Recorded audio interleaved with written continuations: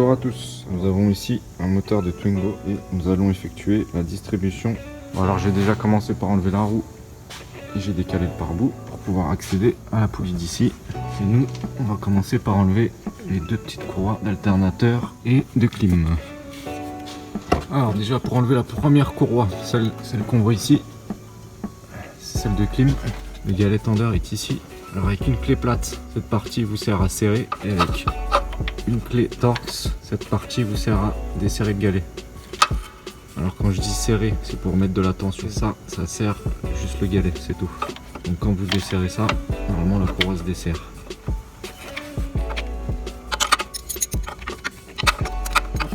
Vous voyez, c'est déjà desserré. Avec une clé de 21. Quand vous tournez cette vis, ça tend. Et quand vous l'enlevez de l'autre côté, ça la détend. Tout simplement. Donc là, on va enlever la courroie. Alors maintenant pour l'alternateur, nous allons desserrer cette petite vis de 13 et desserrer l'alternateur en lui-même. Et après vous pourrez enlever la courroie, normalement. Alors pour la vis du bas ici, elle est de l'autre côté, elle est de ce côté-là. Et c'est une vis de 16.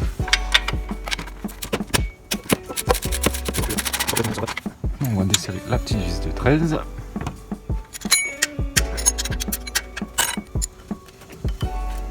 Vous voyez, hop, c'est aussi simple que ça. Et voilà. Donc à partir de maintenant, je vais commencer à démonter le support moteur tout là-haut et je vais mettre un cric en dessous du carter pour pouvoir le tenir, pour pouvoir le monter et descendre à ma guise. Bon, pour enlever le support, on a 6 vis. 6 vis. Pour enlever le support, on a 1, 2, 3. On a 4 vis de 16.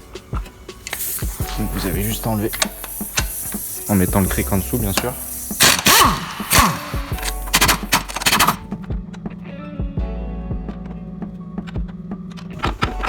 Bon, ça fait 5 minutes que je tourne dans le vide en fait, un peu bête, mais bon. En fait c'est la vis, mais en dessous il y a un écrou. Juste ici, vous mettez une clé et en même temps vous tournez là-haut.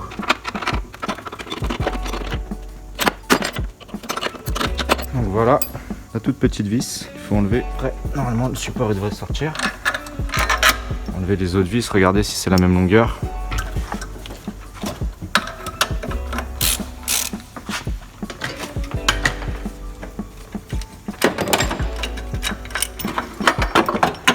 Et voilà, on voit bien il est mort. Hein.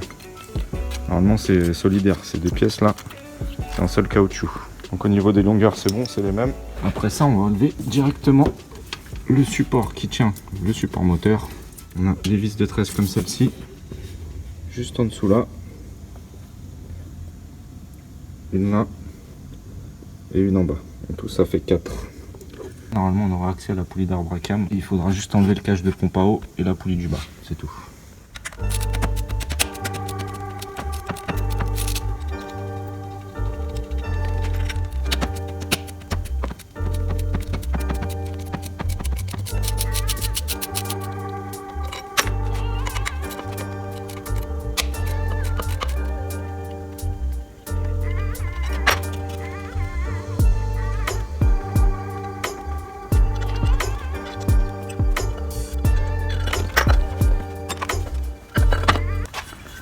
Voilà le support en question. Ici il y a une durite qui passe, donc si vous avez du mal à enlever, en fait c'est parce qu'il y a la durite, elle accroche dessus, c'est tout. Et normalement il n'y a que 4 vis, il n'y a rien d'autre qui doit le tenir. Et là, comme vous voyez, on commence à voir l'arbre à cam. Du coup on va enlever le petit cache de pompe à eau que je vous parlais. Avec cette durite, comme ça elle va pas nous gêner, on va la mettre derrière le moteur. Et après on aura juste enlevé la grosse poulie du bas, que je vais bien vous montrer juste après. A l'aide d'une clé de 18, vous pouvez desserrer dès à présent la poulie de vilebrequin. Comme ça, c'est pareil, on va avoir accès au petit cache qui cache la distribution. Voilà. C'est pareil hein, que sur les Twingo. Alors là c'est pareil, le même réglage que sur la Twingo, la distribution que j'avais fait avec le joint de culasse, etc. Il faudra le mettre, ce trait là, il faudra le mettre ici. Et puis c'est tout. Il y a juste en bas et on va caler. Alors avec une petite clé de 10, on enlève le cache du bas, il n'y a qu'une seule vis.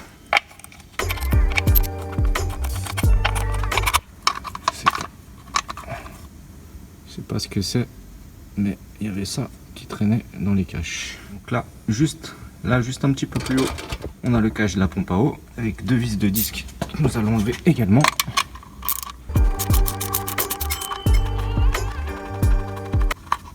En gros, pour faire la distribution, vous avez à peu près pour 1h30. C'est vraiment une distribution simple à faire. Voilà, du coup, les deux vis du cache de pompe à eau sont ici.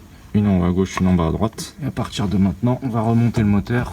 Enfin, on va remettre un cric en dessous du moteur plutôt, de façon à pouvoir monter, descendre et pouvoir changer la pompe à eau, etc. tranquillement. Alors là, voilà à quoi ressemble la distribution. C'est tout basique. Là, on a l'arbre à cam. Juste en dessous, là, c'est la pompe à eau. Ici, on a le galet tendeur. Et en bas, on a juste la poulie de vilebrequin. Bon, voilà. Je me suis mis au repère constructeur du haut. Vous voyez, la petite flèche, toujours dans le triangle, en plein milieu. Et pour le bas, vous voyez, les traits sont en face aussi. Vous n'avez plus qu'à enlever la distribution en desserrant le galet. Pour le galet, c'est une clé de 16. Voilà. Pensez toujours à, je ne l'ai pas fait là, j'ai oublié, mais pensez toujours à vérifier la tension avant. Comme ça, quand vous remontez, vous avez un petit peu une notion et vous savez si ça vous paraît bizarre ou pas. Comme ça, vous n'avez pas de doute. Et en général, c'est pas très serré. Hein. Sur les essences comme ça, il n'y a pas beaucoup de pression au niveau du galet. Donc là, voilà.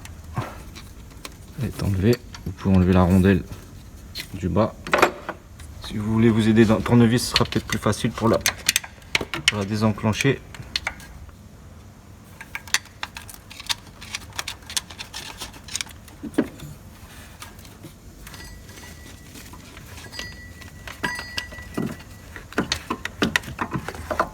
Donc voilà, distribution enlevée.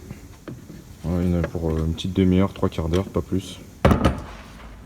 Et là, on voit tous les éléments qui constituent la distribution. Du support moteur au cache de distribution, ainsi que les courroies d'accessoires. En ce qui concerne la distribution, vous avez vu à quel point c'est facile. Là où ça se complique maintenant, c'est pour la pompe à eau. Je sais pas si j'arriverai bien à montrer. Juste là, le petit cache plastique derrière la pompe à eau, là. Ce truc là, ben ça, vous pouvez pas l'enlever et vous pourrez pas enlever la pompe à eau si vous n'enlevez pas le compresseur de clim et l'alternateur ainsi que les supports qui les tiennent. Voilà où est la complication en fait. Pour le démonter, c'est très simple. Il y a ces vis là qui le tiennent. Vous avez en gros 3 vis. Il y en a une ici, une en bas juste en dessous de ça et une autre ici. Donc une fois que vous avez enlevé les 3 vis, vous pourrez bouger le compresseur de clim et après il faudra enlever complètement la vis de l'alternateur que je vous disais tout à l'heure qu'il fallait pas enlever et sortir l'alternateur également. Et après je vous montrerai le support en question.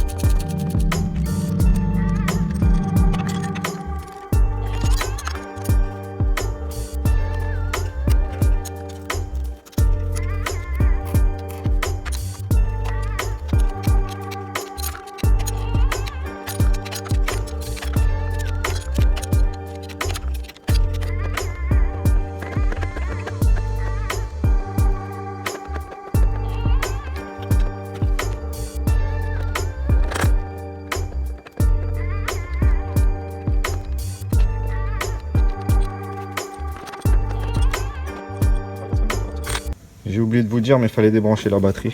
C'est la première chose que j'aurais dû vous dire, j'ai oublié.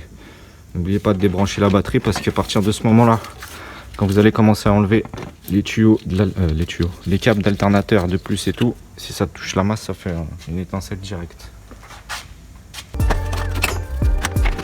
Alors à partir de maintenant, on va enlever les masses de l'alternateur parce qu'il y en a une qui est reliée au compresseur de clim. Du coup, si vous tirez sur le compresseur, en fait, ça va tirer sur un câble et vous risquez de l'arracher en fait. Donc enlevez toutes les vis, tous les fils derrière et normalement il n'y aura pas de problème.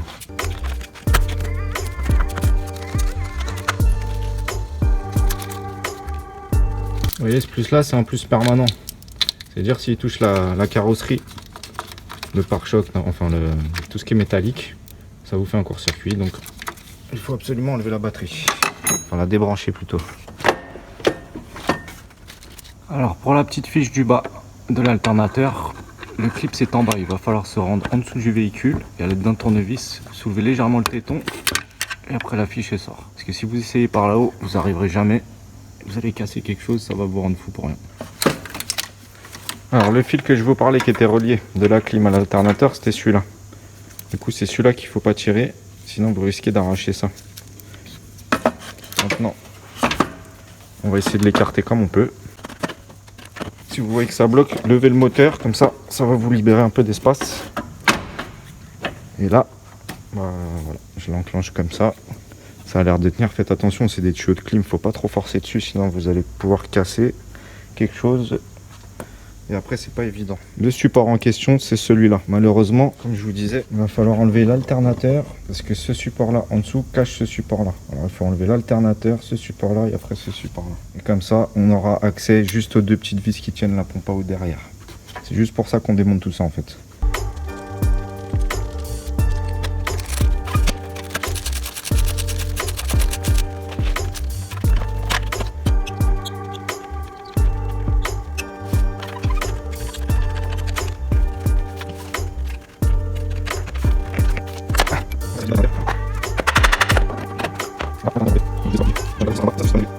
Alors, support en question, il faut enlever toutes les vis des deux supports. Il y en a un peu partout, il y en a même qui sont cachés dans des trous, il faut faire attention. Une fois que vous avez enlevé les deux supports, vous avez juste enlevé la pompe à eau et après c'est réglé.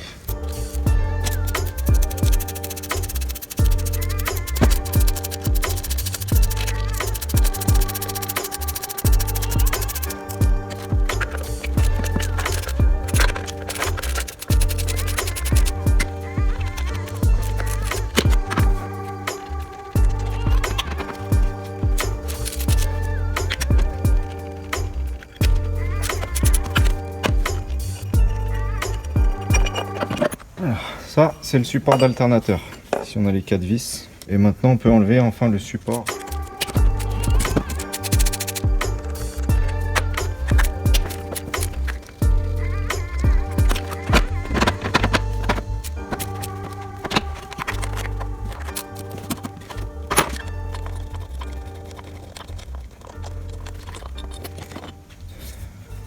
Le dernier support. Donc celui-là, c'est pareil, sauf qu'il y a 5 vis sur celui-là. Alors du coup c'est ça les deux vis que je vous parlais. Vous avez vu, là on les voit beaucoup mieux. Une vraie galère si vous démontez pas. Donc après on a juste enlevé les vis de pompe à eau tout autour. Je crois qu'il doit y en avoir 6 ou 7. Et puis après c'est bon. Le démontage sera fini.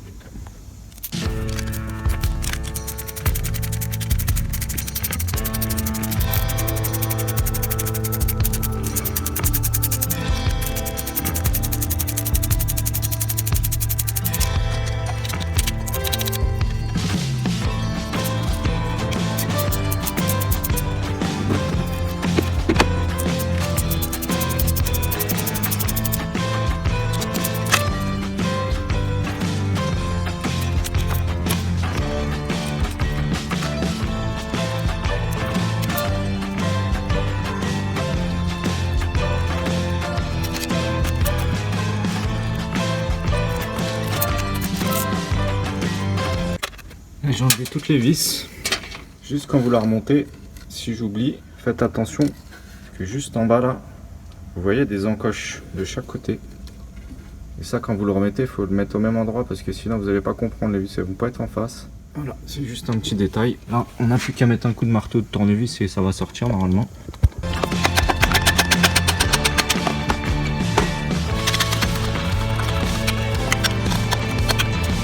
Donc voilà.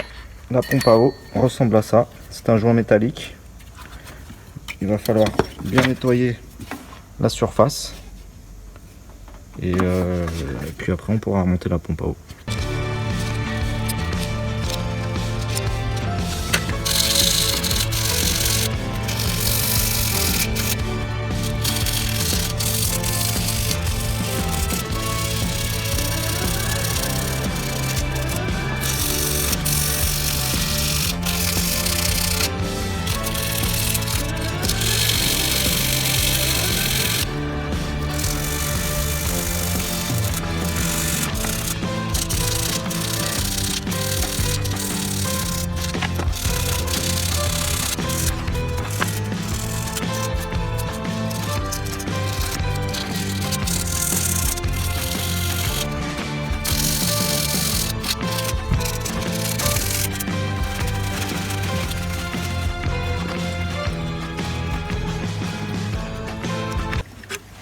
Voilà, vous voyez, il y a un petit joint sur le côté où il y a la durite qui va jusqu'à la pompe à eau. Ça, faut pas oublier de le changer. Et le mieux après, c'est de mettre un petit peu de pâte à joint. Comme ça, vous êtes sûr que ça fuira pas. Ce que j'aime bien faire aussi, c'est de mettre toujours un petit filet léger de pâte dans chaque vis. Parce qu'il arrive aussi que ça fuit par les vis. Donc comme ça, vous enlevez une possibilité.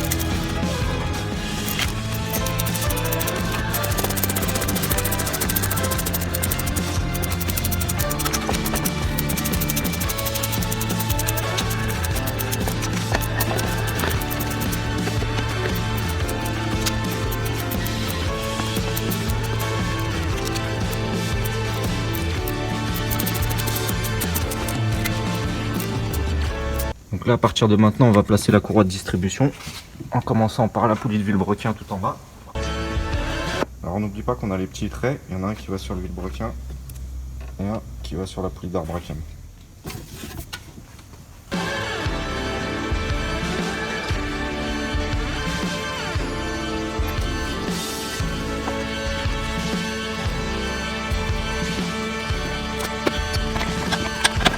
Là on installe le galet du bon côté, bien sûr, ce côté là à l'extérieur.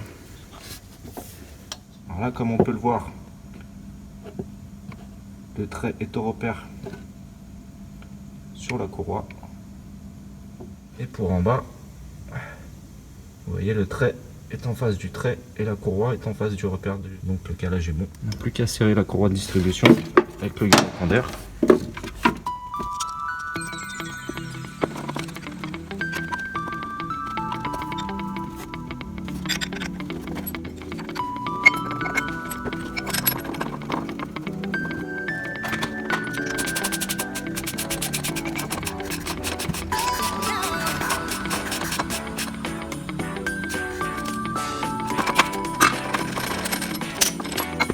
Donc je vais remettre juste un tout petit coup de serrage et puis c'est bon.